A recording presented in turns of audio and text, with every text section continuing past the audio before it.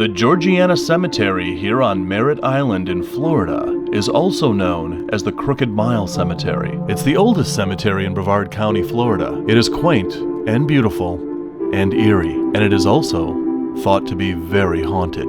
And that's where the story of our mystery begins, or, as it turned out, ends.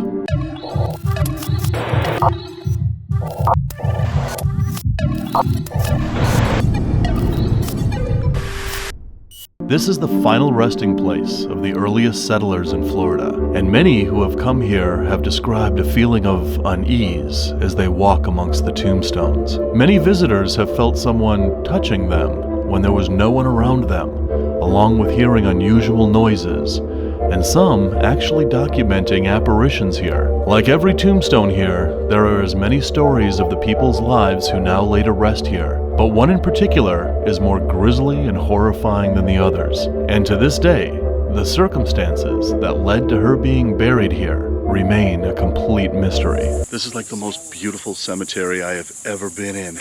Look at all this Spanish moss and the headstones here. Lizards running everywhere, which of course I really love. But all right, let's go take a look at some of these headstones. Look at this, born on the 4th of July, 1838, died in 1921.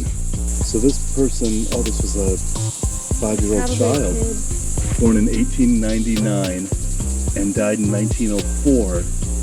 So who's laying teddy bears here? And it looks like these teddy bears have been here forever.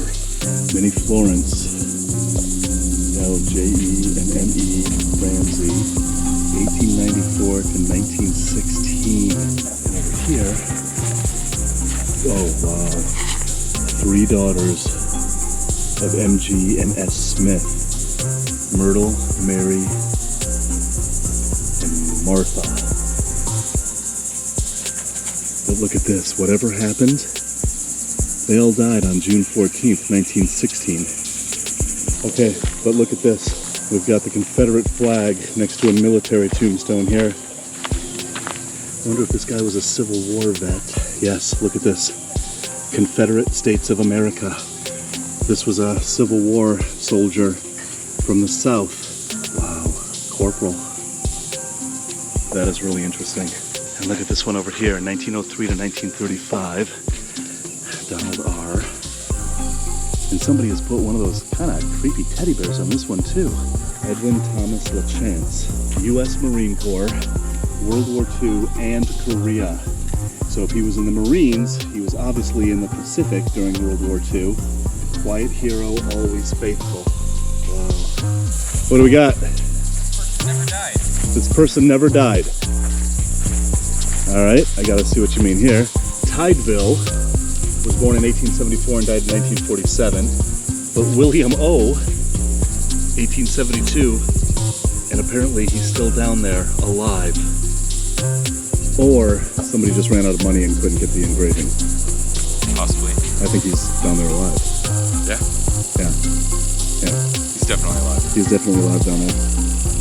All right, and then tucked into the corner over here, right under this tree, we've got Judith Roth and Anne Roth. This is mother and daughter, 1973 to 1991. Oh man, she was just a teenager. These two are right under this tree, right along this fence line, and there's nobody else who has a plot on this side of the cemetery right under this tree. That's actually kind of morbidly beautiful that a mother and daughter are buried here right under this beautiful tree. Alright, so we found the oldest birth date, Margaret Hearn, born in 1855. This woman was born during the age of slavery. So here we have Gunther Mang, but look at this, he was born in 1916, he died in 1921, so he was just 5 years old. And look at this, somebody put Darth Vader and Yoda on his tombstone. That is just strange. And I wish I knew the story behind who put these Star Wars figures on this grave of some poor child who died 50 years before Star Wars came out. So Edwin Fish, aged 44 years and died in 1878. Thomas Fish, Aged 72 years, died in 1880. Wow.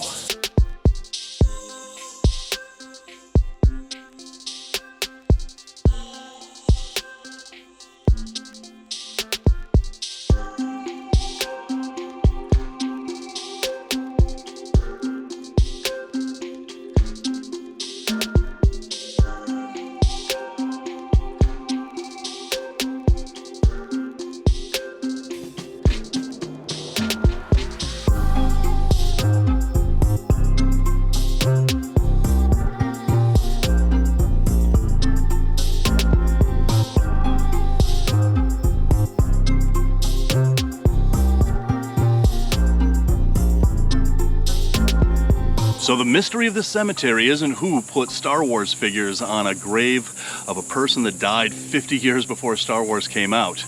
The mystery of the cemetery is found right behind me. Right here, Ethel Allen. Ethel Allen wasn't a typical girl for the period she lived in. She was a rebel, unrestrained, and paid little attention to how society of the time dictated women should behave. She was known to run around with a rough crowd of people. Some even thought they were members of the mob from up north that came to Florida to lay low when things got too hot up north. Either way, these were people who liked to party and had very little self-control. Ethel was reportedly having an affair with one of these men, Billy Wilson, a man much older than she was and who was known to be the jealous type. As the story goes, one night they got into a fight at a local tavern, and as a result, Ethel was only 19 years old when she was brutally murdered. On Wednesday, November 21st, 1934, her grotesquely mutilated body was found on the shores of the Indian River by a man who noticed buzzards circling overhead and landing on the ground. When he went to investigate the source, he discovered a badly decomposed and mutilated body. Her throat had been cut. Wounds were found in her forehead and at the base of her skull. The right side of her face had been crushed, and the upper teeth and parts of the jawbone were missing. One of her legs was almost gone, and the murderer had attempted to dispose of the body by burning it and throwing it into the river. Her identity was later confirmed by her roommate, by a tattoo on her right thigh, and by a ring that she was still wearing. On the day that Ethel's body was found, Billy Wilson packed up his car and left the area and was never seen again. Ethel was laid to rest here in the Crooked Mile Cemetery, and since Billy Wilson was the only suspect, the case went cold and was never solved. Interestingly, the headstone of Ethel's grave is handmade, making it unique amongst all the other graves in this cemetery. To this day, her gravesite is still regularly decorated with various gifts and donations, certainly by people here in Brevard County that know and remember her story. People have left money here. People have left little stuffed animals for her and flowers. Look at this. Another bear, another painted coconut. Look at that little rabbit down here. Look at this. Somebody planted something that says friends. Made a necklace for her. But Ethel's story certainly doesn't start and stop in this really beautiful cemetery.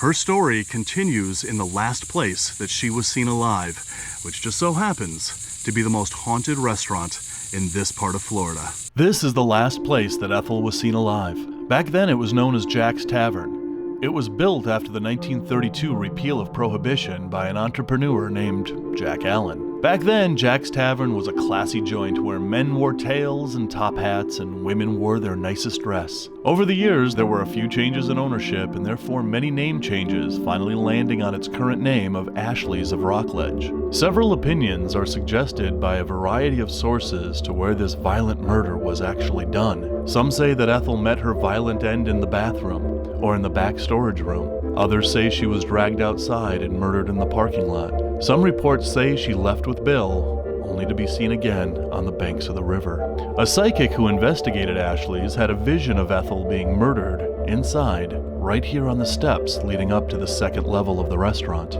Wherever it actually happened, more than a few people believe her spirit is said to remain trapped inside. Ghostly apparitions have been photographed around the restaurant, and many believe it is Ethel still wandering the bar that she spent so much of her life in. People have reported seeing her shoes in the stall next to them in the women's bathroom, and as they took a second look, nothing was there. Others have seen a glimpse of her reflection in the mirror, and others have said that when she is talked about, even to this day, the lights will flicker and glasses will sometimes crash to the floor. Some people say they have watched furniture move on its own. Others report hearing footsteps and the sound of someone falling down the stairs where she was said to have been murdered. Still, others say she is still wandering around the grounds of the Crooked Mile Cemetery, with many reports of seeing a transparent young girl walking slowly amongst the graves.